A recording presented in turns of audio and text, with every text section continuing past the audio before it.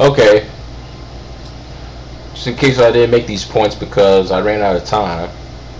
The bottom line is that many nations with far more Caucasoid genes, including white Caucasoid genes, have a lower IQ, or basically an equal IQ, than African Americans, which have a 26 million population, which is equal to many nations.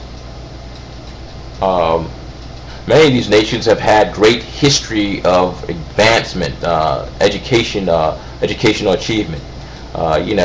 Egypt. I mean, Egypt was ultimately became an Arab country and was known for high educational achievement. Those Egyptians or those Arabs that you think just built empires in West Africa. Well, I'm sure that you're going to attribute or contribute the Arabs who are building Timbuktu. Well, many of these Arabs come from Morocco and Egypt. Yet, African Americans who haven't built shit, that you said, don't have have no history of building anything, beat them in IQ. So that's my point. Moroccans, we beat Iran, which is another Arab country that has a rich history of educational achievement or education and innovation. Egypt, and Lebanon, which is far more Caucasoid, and also white Caucasoid, only beats African Americans by 1 point. So although the African American population is mixed with Caucasian genes to a point, which I agree, there are other countries or other population groups that have far more Caucasoid genes, which do not beat the African Americans in IQ, or beat them by a point. So I don't really see your assertions as really science, but as usual, racist propaganda. I don't think you're coming out here to talk about science. I think you're here to try to make certain white people feel great about themselves. To be honest with you, and I've proved that. I mean, every comparison I've made is scientifically, according to your standards, scientifically justified. You talk about my apples to oranges, but yet you compare a Negroid, African Negroid population to a sub-Saharan black population, which has no virtual education system, brutally illiterate, and you think that's a fair comparison. So you haven't really proved the gene argument at all. I mean, for you to prove that white genes are responsible for blacks having an 85 IQ compared to sub-Saharan blacks having an IQ of 70, you would have to compare African blacks, which they don't, all African blacks that have the same educational resources, same mentality toward education in terms of educational investment, in terms of studying, in terms of how they value education, which I think you can measure by how much they study. You would have to do all those things, compare those populations, and then when you see a higher IQ, then maybe you can justify using Caucasian genes. You'll still be far from that, but you'll be closer to that compared to right now, because now you're comparing that. You're comparing all sub-Saharan blacks, which have no educational resources, not all, but many, a far substantial amount of them that have no educational resources, which are brutally illiterate, to an African American population which is 100% literate. That's absurd. So yes, we will continue to deny race. I don't think it's stupid for us to deny race at all, because frankly, you want. Well, never mind.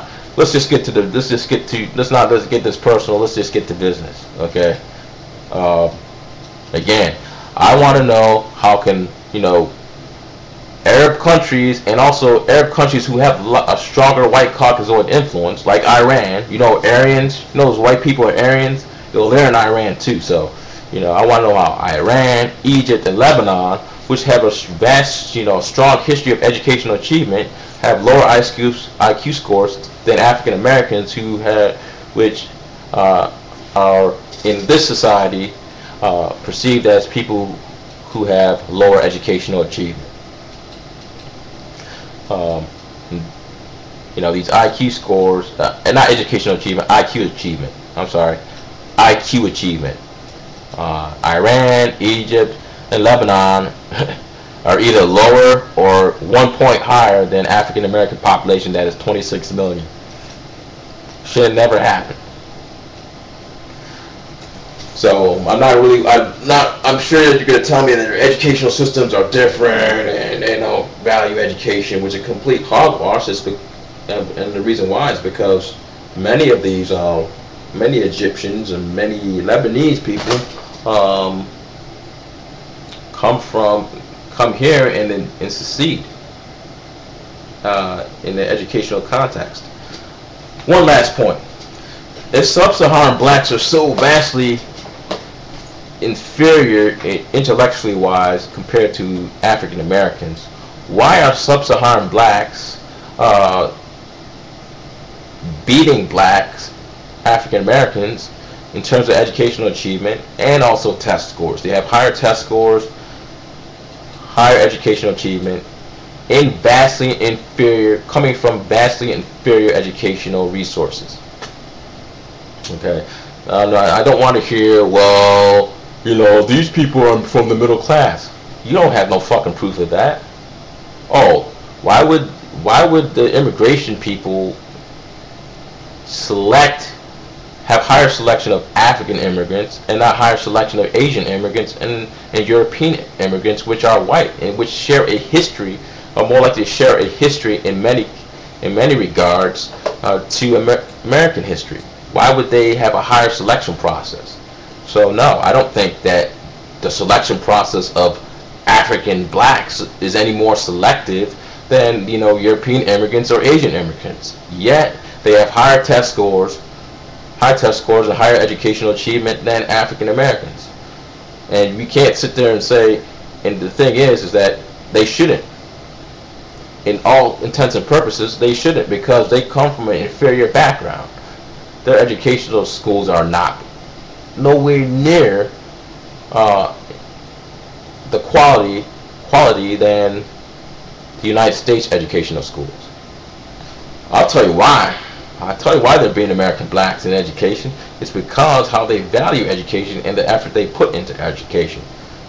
Okay, which I do believe will increase IQ scores. I haven't seen any study I have not seen one respectable effort in terms of trying to increase IQ scores at all. So I don't buy the fact that, by this so-called fact that IQ scores cannot increase. That's a bunch of shit. Okay, but even it can't increase, I think education is far more important than IQ.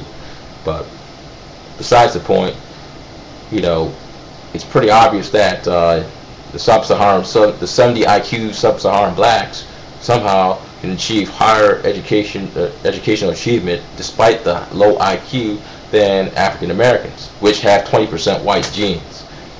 So right there, your argument's defeated. I mean, that should never happen. Affirmative action, you're talking about affirmative action, but yet the same 20% white genes African American population still